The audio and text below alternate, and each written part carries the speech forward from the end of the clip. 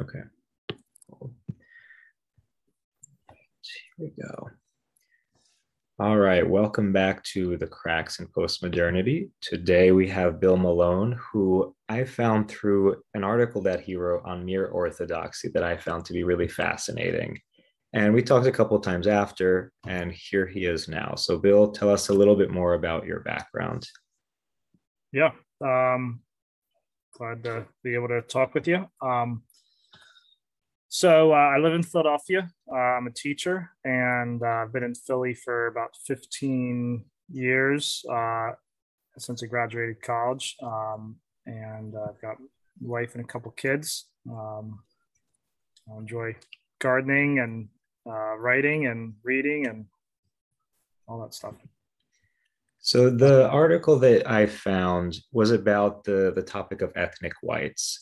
So this category that now is kind of out of function, I guess you can say, but basically referring to white Europeans who, I guess, generally immigrated from the South or from Eastern Europe, basically those who aren't Anglos. And what happened to this category? Why is it not being used anymore? Where has it gone? So just to start things off, Bill, can you summarize a little bit of like what your thesis was in the article and just your take on the whole concept of ethnic whites? Sure. So I think the burden that I've felt for a long time, that I've been trying to get my mind around it is like, what are white people supposed to understand about themselves? How are they supposed to know themselves? There's a lot of times where I've tried to have conversations about race with people who they get very upset or agitated or defensive or deflective. And so there's this awareness, I think, in Christianity that we need to know who we are. We need to understand who we are in Christ, but then that doesn't often translate for white people into other areas. And I think that's just sort of been a burden for me for a long time, and trying to understand, like, how should white people understand themselves? How should they know themselves? And a lot of it really comes back to our understanding of ethnicity and who we are, where we come from, the people we come from, the ancestry that we come from. And when you look at the history, the reality is that a lot of white people, when they emigrated, people from Europe, when they came to America, they gave up their ethnic identity or their national identity. They gave up their language. They gave up their culture so that they could assimilate and become white. And that's become actually a problem for white people now. So that's what I was trying to feel out in the article. And a lot of the article, I started off like trying to understand like how white people have been drawn to Black identity and why that would be. People like Rachel Dolezal and Jessica Krug are kind of extreme examples of it, but there's a lot more. There's a lot of folks who, in some ways, a lot of white folks who can tend to be almost jealous of Black culture, and so that it's like, yeah, why is that? Why do we do that? And I think the answer really is that our ancestors gave up their culture. They gave up their real background and their heritage when they came here, and that's caused a lot of problems. That's caused us to forget who we are in a lot of ways. Yeah, and it's interesting because what you're saying makes me think about, there's an essay I think James Baldwin wrote called Nothing Personal. I think it was back in like the late 60s. But basically he was saying that the whole category of whiteness is predicated upon leaving behind your ethnic identity, your roots, so that you can be considered, superior to people of color.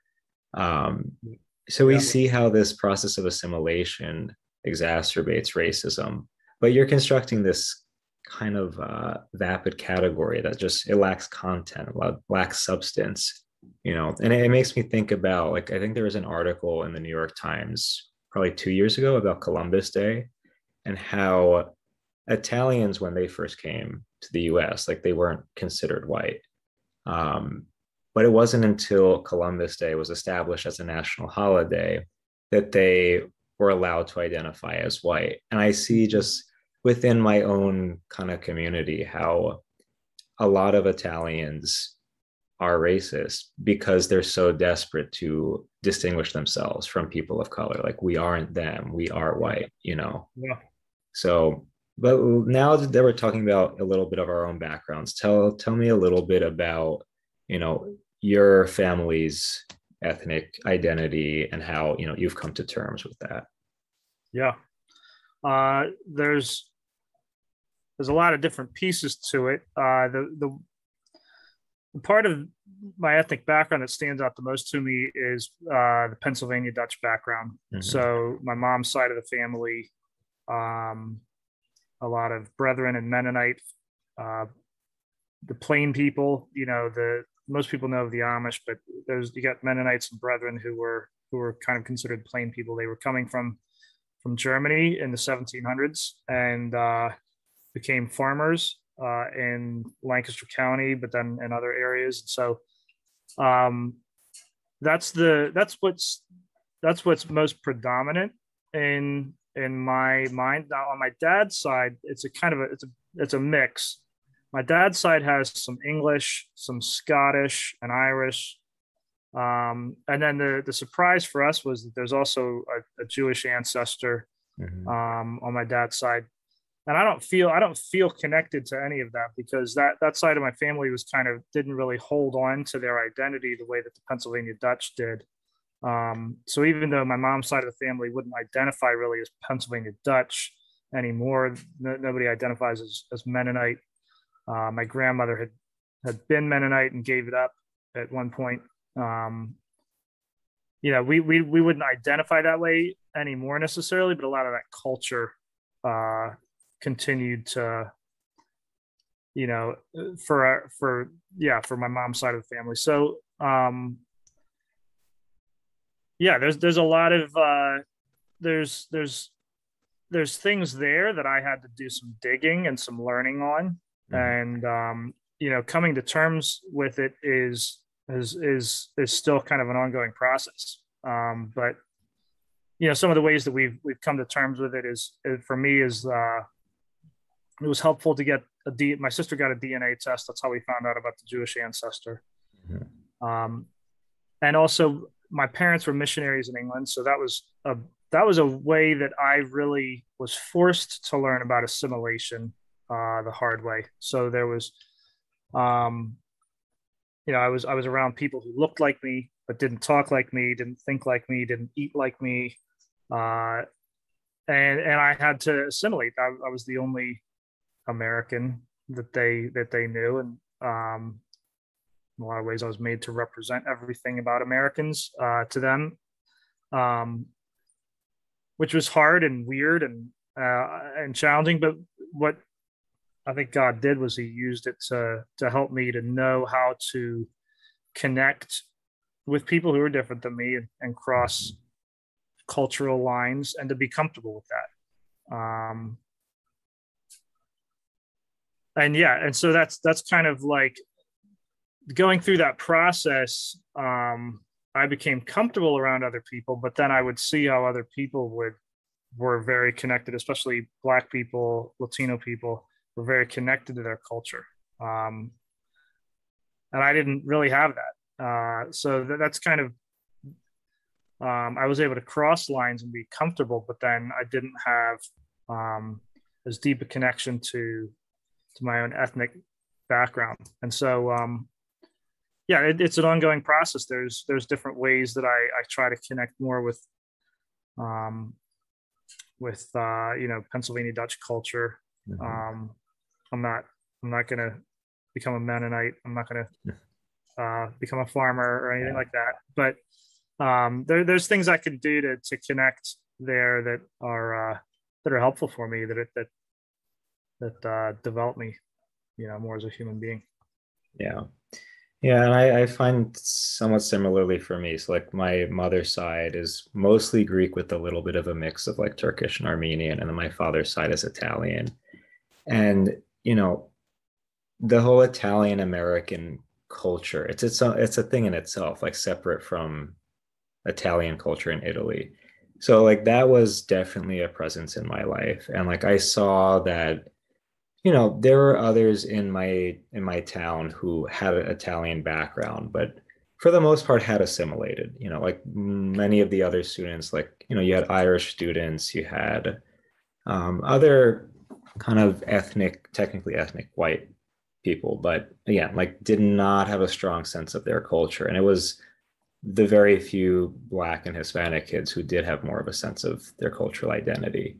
Um, but I don't know. So like I would look for little cultural markers to identify with. So like I remember when Jersey Shore came out, as much as it's a kind of embarrassing show to watch, like, Yeah, yeah, yeah, the fact that you can identify with that Italian American, the personality, the culture, the attitude, or even like all these reality shows like the Real Housewives of New Jersey, like it's very Jersey Italian. So just to have something to say like those are my people, like that I identify with, like it gives you meaning. And yeah, then like with the Greek side, because my grandparents were from Greece, like I did have a strong presence of the Greek culture in my life. But the thing is, because both of my parents weren't Greek, like I wasn't fluent in Greek. I spoke a little bit, yeah, but I would find that when I was, like most of the Greeks, they gather around the Greek Orthodox churches. Like that's their cultural gathering place. And I would find that they, like the other kids whose parents were both Greek, like they would exclude me because I wasn't quote unquote Greek enough. yeah, So, it's you realize how much we have this longing to be part of something, to belong. yeah, You want to have something to plant your roots in. mhm, But I started to realize, like, especially after I left high school and went on to college, which was, I went in a very urban area. Growing up in suburbia, I feel like makes it very difficult to maintain those roots and really forces that assimilation, that atomization that makes us feel like we lose our identity. So like, I don't know, it just makes me think, how much does the space we're in play a role in assimilating and losing our identity? yeah, yeah. I think it plays a really big role. I think for the Pennsylvania Dutch in Lancaster County, farming and gardening and growing your own food is a big deal. And I think a lot of Pennsylvania Dutch were able to kind of live on their own because they were more rural. Uh, there were people who didn't want them to come to America even in the 1700s, and Ben Franklin was one significant person who felt that way. He didn't consider them to be truly white, but because I think they were able to be farmers and kind of away from people, that space really uh, enabled them to hold on to their identity for a while. But then especially, and you think about in suburban areas, especially, they're built because you can drive. You can Mhm. drive places. You can kind of go wherever and live whatever particular life you want to live, rather than being right there with your neighbors. Um, and so I think there, in some ways, I would look at the Pennsylvania Dutch in some ways have assimilated more in the last like 70 years with cars becoming so ubiquitous. I think there's been a lot more assimilation in the last 70 years among Pennsylvania Dutch people. Um, and you can't turn back the clock, but you're exactly right. There's a huge effect um, on our identities based on where we live and the space that we even how we imagine our people to live. Mhm. You know, yeah, Yeah, and it makes me think about like in urban areas, there's so many of these, I guess you can call them ethnic barrios, where, there are large groups of whatever ethnic community living there. And I remember we would always take trips to Astoria in Queens, New York, because that's where like that's I guess the greatest concentration of Greek people in America. And everywhere you go, like there are Greek restaurants, Greek stores, there's writing on in Greek everywhere.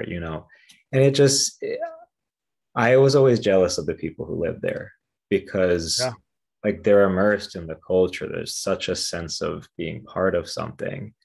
Yeah. And it's like it gives life a kind of flavor in it. It's something exciting, you know. And after undergrad, eventually I moved into an ethnic barrio in Jersey, which was predominantly Portuguese, but also had like heavy Brazilian, Central American community. Hmm. Um, but it was that same sense of like there's a flavor here, there's a cohesiveness, there's a pride in Yeah.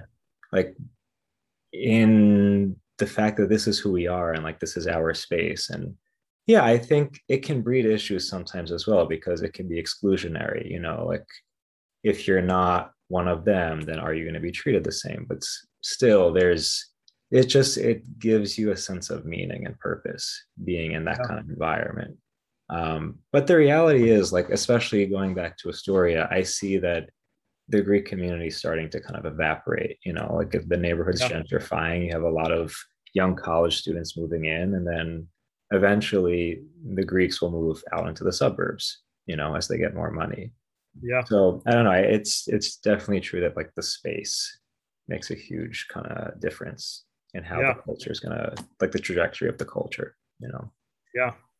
Yeah. I think, and things I've seen living in Philly is like when you're in a city in an urban area, you're much more close to your neighbors, and you're dependent on being able uh, to be in one accord with them. So Mhm. you can, and I've experienced like you can be around people who are very different than you, uh, it, and still be it in one accord, be able to care for one another. Um, but yeah, there's definitely challenges these days. Like the Italian market in Philadelphia really isn't the Italian market anymore. There's still Italians there, but there's also Vietnamese, there's Mhm. Mexican stores. Um, and I welcome that. That's a great thing. But I think it's the same kind of thing you're talking about with Astoria. Is there's some folks they get wealthier, they can move out into the suburbs, and or like sometimes it's a language thing where the second generation doesn't know the language as much, so they can assimilate easier. Um,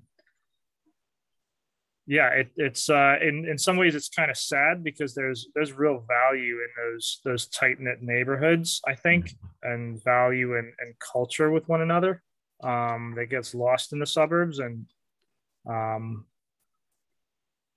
it's a sad thing to see. Yeah. And just going back to the category of whiteness, you know, like Yeah. I see especially, you know, pertaining to my own family, like in Newark, New Jersey, where there was a huge Italian community, like after more people of color were moving in, and then, you know, they had what people would call the race riots. Now they call it more of a rebellion. Mm-hmm. um, you know, you have the phenomenon of white flight. You have white people Yeah. who want to distinguish themselves from people of color who don't want Yeah. to interact. So they move out into the suburbs. There are like barely any Italians left now in Newark. But again, it's all centered around this concept of whiteness as a matter of status, you know. Yeah.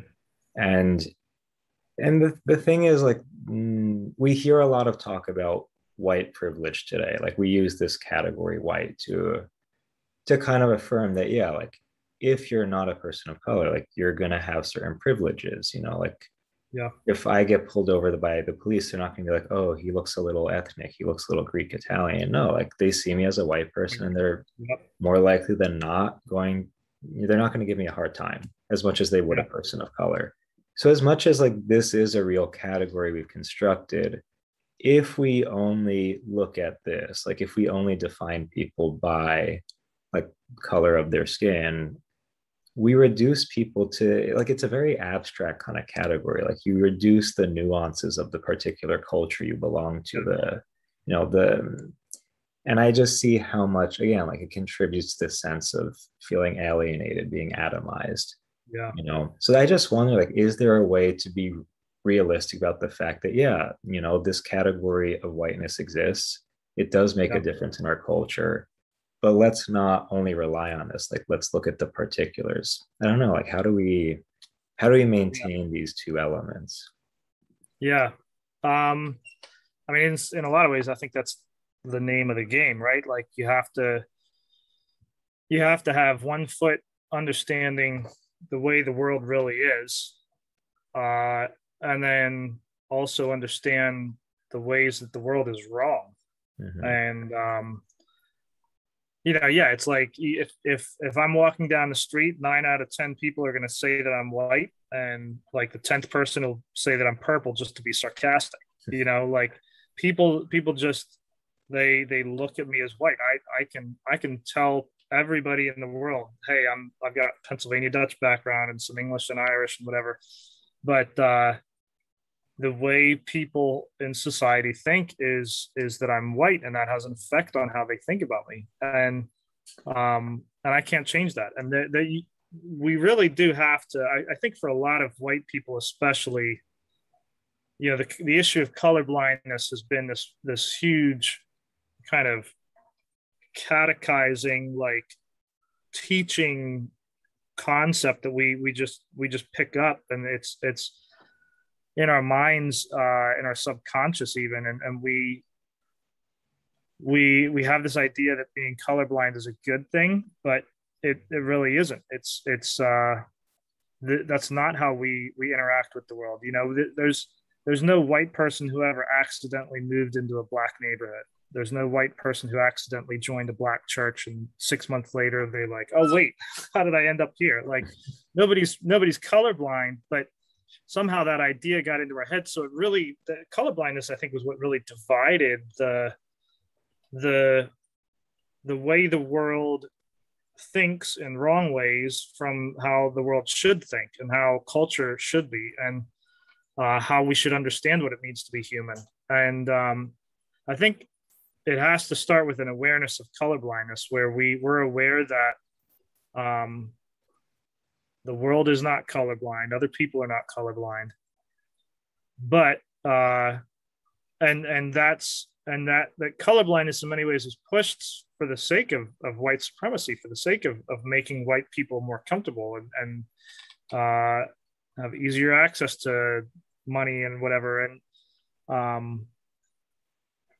so yeah, being able to have like a really strong, hard-eyed look at justice and the way the world is unjust, but then also having a hope and a vision for what we can do to be better, and that involves identity.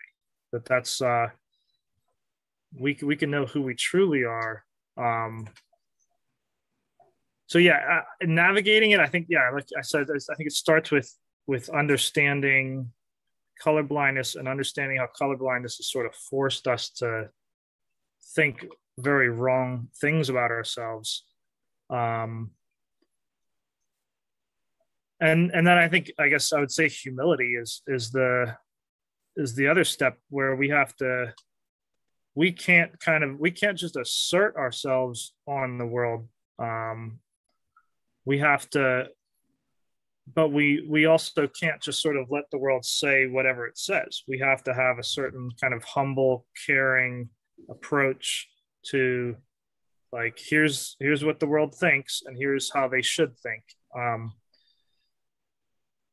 Yeah, and it's hard to keep out of the abstract. Like I'm talking right now, and it's like it's all getting very like abstract and philosophical, and it's like you want to be able to talk about real human beings and the real spaces that we live in, and it's hard to not be abstract. But yeah, I guess there's a few things that I would say for, yeah, overcoming that a little bit.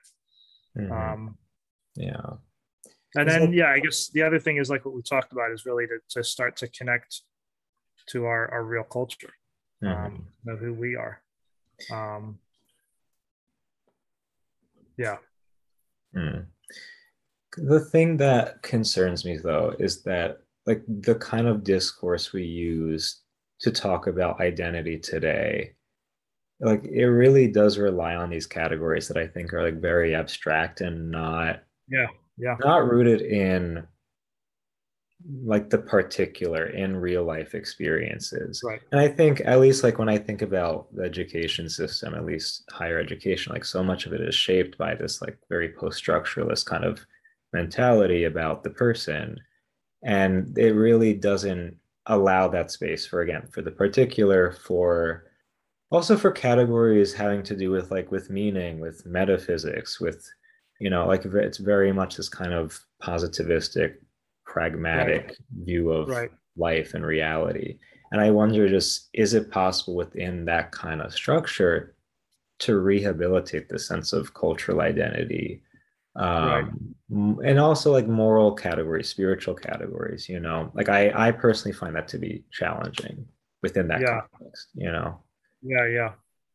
Yeah. I guess there's something that brings to mind. And at the end of my article, I found a quote by Wendell Berry Hmm. that I can just read it real quick. I think it really speaks to this. He says, "I want to know as fully and exactly as I can what the wound is." It's talking about like the wound of race and how we have kind of messed up our understanding of ourselves. He says, "I want to know as fully and exactly as I can what the wound is and how much I am suffering from it. And I want to be cured. I want to be free of the wound myself, and I do not want to pass it on to my children. Perhaps this is only wishful thinking. Perhaps such a thing is not to be done by one man. And so maybe I am really saying only that I feel an obligation to make the attempt, and that I know if I fail to make at least the attempt, I forfeit any right to hope that the world will become better than it is now." And that gives me some like when he talks about like the wound and wanting to be free from it. Um, that just resonates a lot with me. Where there's this, we need to recognize there is a wound that our ancestors in assimilating were in a sense wounding themselves and wounding Hmm. their future descendants. And so there needs to be that recognition of the wound. And then I think Barry kind of really talks about how they're like aspiring to change the world, to change, and you can't just do that on your own. Maybe it's too much for one person, but um, you want to be free of the wound. You want to be back to really seeing who you are. Um, and that's not necessarily something you can just do on your own, but I think it's something we all have to work for. Um, and yeah, if we are at least working to overcome that wound, I think that's a huge step because there's a lot of people who don't even want to say that there's a wound. They don't even want to say that there's something wrong with our identity and how we've become uh, pulled away from each other and pulled away from our ancestors. And I wish I knew the easy answer. I even appreciate that Barry kind of acknowledges like maybe there isn't a simple easy answer. Um, the answer ultimately, I think, in some ways, has to come from everybody collectively. It has to be a collective movement. Um, and I think, yeah, there's got to be a spiritual element to that. I think there's got to be um, an acknowledgement of the spaces we live in. Hmm. Um, yeah, Yeah, and that connects back to what Baldwin was saying in this particular essay, that if we're not willing to look at ourselves in the mirror and look at our right. histories, look at, the mistakes we've made, how we've been hurt by other people, then like there's no progressing forward. And I Right. think that's Yeah. especially true for those of us who are like very fully assimilated and have lost touch with whatever Yeah. our ethnic backgrounds are. That if we don't plant our roots somewhere, then like how do we grow? There's no Yeah. foundation then. So Yeah. Exactly. so then last thing I'll ask, like as an educator, how do you try to help your students to think about these questions having to do with affirming their roots, affirming their own family's backgrounds? Yeah. That's a that's a really good question. Uh, so my students are probably about half of my students are African American, half of them are Latino. Mm-hmm. I do have a number of Asian and Haitian students. My school is in a very very very diverse neighborhood. Um, And I think it's so many of them have grown up and they've had white teachers. And so I want to acknowledge, I always try to start off the school year acknowledging that that everybody has a hard time, and that I give them kind of space to that I'm going to be a teacher who cares about who they are, and I try to communicate that in different ways. I memorize their names on the first day, and then I think the curriculum that I use is I try to incorporate. I try to represent my students in the artists I I show them. So African American artists and looking at African American history and Latino art and Latino artists, I think is a really important thing, and I think it builds up my students to help them understand who they are. Now, of course, they're wrestling with their backgrounds differently than me because they're not white, but in some ways, I think my students, as students of color, they're wrestling with the challenge of assimilation as well, right? Like because they have so many white teachers and they see so many white people on TV. There's a temptation there to assimilate and to a pressure even to kind of change who they are to be able to be better at school.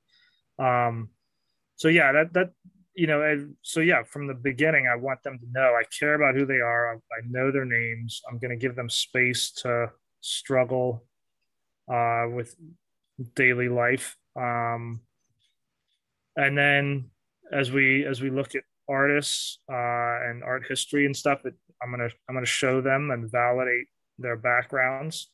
And in some ways, I don't even always feel like that's enough, but I think it's a start, Yeah.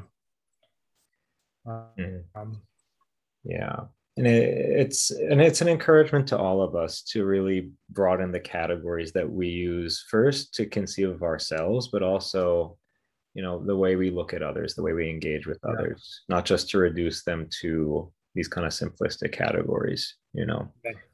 So, Bill, thank you for joining us. Is there any plugs you want to make to social media or blogs or anything? I mean, yeah, people can follow me on Twitter if they want to, at Bill Melone. I don't post a ton of stuff, but I love to be able to connect with people on Twitter. It's a cool way to connect with people. There's a lot of bad stuff on Twitter, but there's a lot of good Also stuff too. true. So it's I appreciate the good things about Twitter and try to minimize the bad. So yeah, it's cool to connect with people there. So that would be one way that people could connect with me. Okay, great. Well, thank you again, Bill, and thanks for everyone who's listening, and we hope you'll join us again. Yeah.